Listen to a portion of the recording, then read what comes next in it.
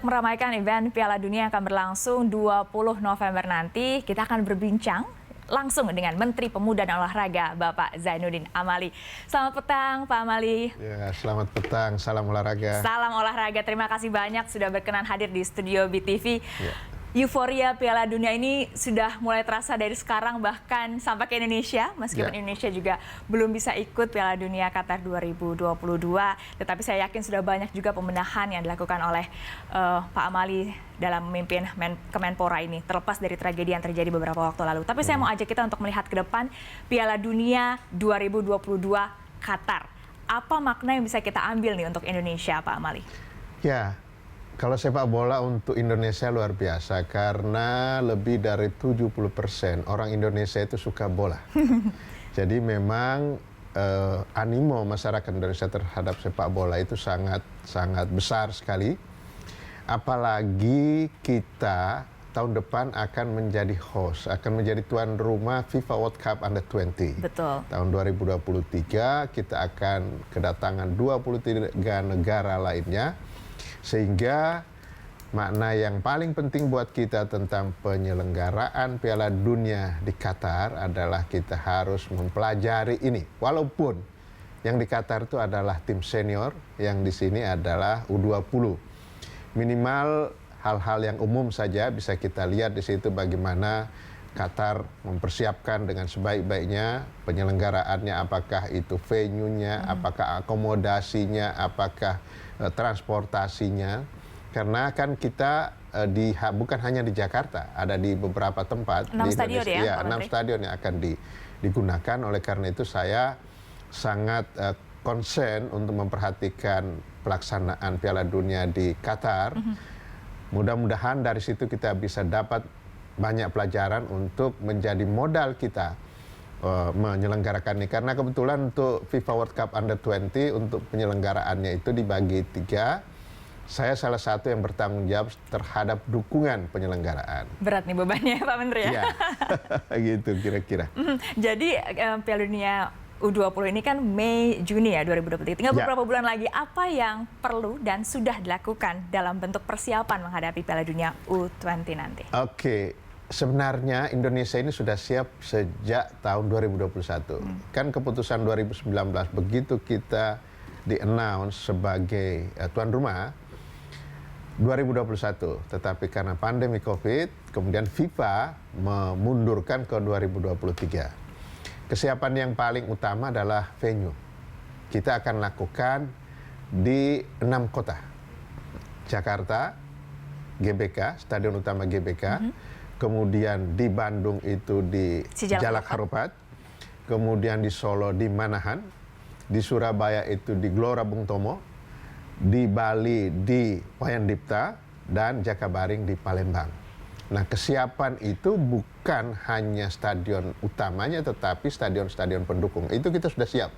Sudah siap, tetapi karena ada jeda, maka stadion-stadion ini digunakan lagi. Tapi sekarang komitmen kita dengan Kementerian PUPR sebagai penanggung jawab tentang infrastruktur ini akan direnovasi lagi. Jadi semua stadion-stadion yang akan digunakan untuk FIFA World Cup Under-20 begitu PU masuk tidak boleh ada kegiatan apapun. Mungkin mendengarkan kemarin ramai itu ya kemarin. Ramai, ada konser, ada apa. Tapi saya bilang nggak bisa karena itu komitmen kita dengan FIFA. Bukan saya melarang. Tapi FIFA mau benar-benar stadion ini harus kita persiapkan dengan sebaik-baiknya. Berarti bisa dikatakankah kesiapannya sudah 98% sampai Pak Menteri? Ya, kalau itu sih ya. Kan saya bilang tadi 2021 kita sebenarnya sudah siap. Mulai dipersiapkan. Cuma karena digunakan, bahkan ada yang digunakan olahraga non sepak bola seperti Manahan. Kemarin kan jadi tempat ASEAN Para Games. Betul. Dan Manahan itu jadi tempatnya atletik.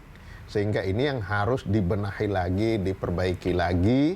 Nah, mudah-mudahan dalam waktu yang tidak terlalu lama, karena persiapan untuk tes event kira-kira sekitar Februari kita harus sudah siap. Ini yang paling harus kita perhatikan itu adalah rumput. Ini kan makhluk hidup dia ini. Jadi nggak bisa sembarangan. Ada waktunya dia untuk tumbuh dan lain sebagainya. Itu penting juga untuk pemainnya, jangan sampai nanti rumputnya tidak dan baik. apa namanya, FIFA sangat detail tentang item-item apa yang harus diperbaiki, termasuk GBK yang menurut kita sudah sangat sempurna, sudah sangat bagus, tetap ada catatan. Apalagi yang masih kurang-kurang. Nah, di samping itu tentang penyelenggaraan lainnya, saya sudah minta kepada teman-teman pemerintah daerah, baik provinsi maupun kabupaten kota, untuk mereka menyiapkan diri menjadi tuan rumah, hospitality.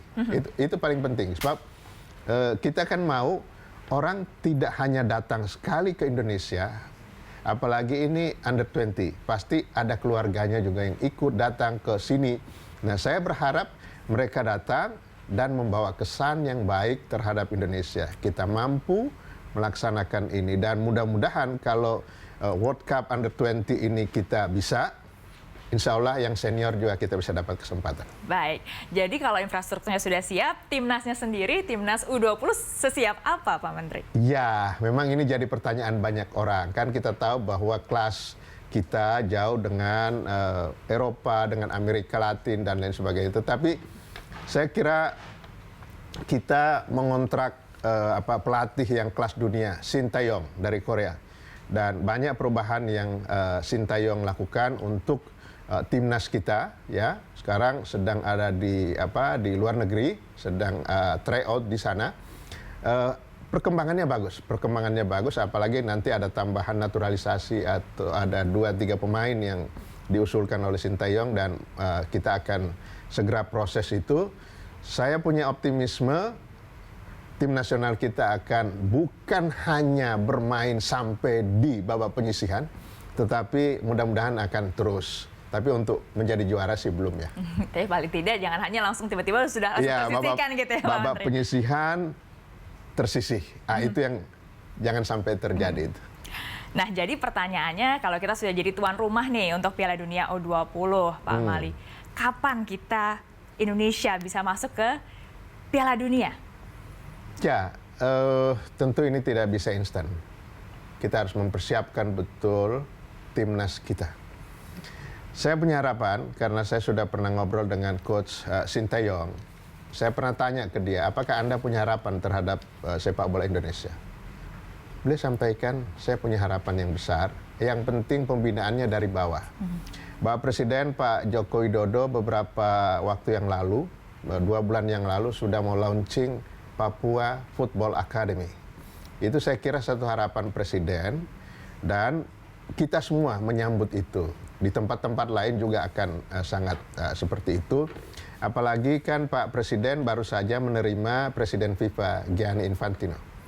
Kebetulan saya waktu itu mendampingi beliau, dan banyak hal yang didiskusikan oleh Pak Presiden Joko Widodo dengan Presiden FIFA. Bahkan ada keinginan dari FIFA untuk menjadikan Indonesia ini menjadi epicentrum sepak bola Asia. Berarti kan mereka punya harapan, punya data tentang masa depan sepak bola Indonesia. Nah, kalau ditanya kapan kita akan ke Piala Dunia, kalau pembinaan kita terstruktur dan konsisten kita, kemudian berjenjang, saya punya keyakinan 10 tahun yang akan datang, paling lama kita akan masuk ke Piala Dunia. 10 tahun tariknya kita doakan bersama-sama, karena kita tahu banyak sekali penggila sepak bola di Indonesia nih, Pak Mali. Dan karena itu,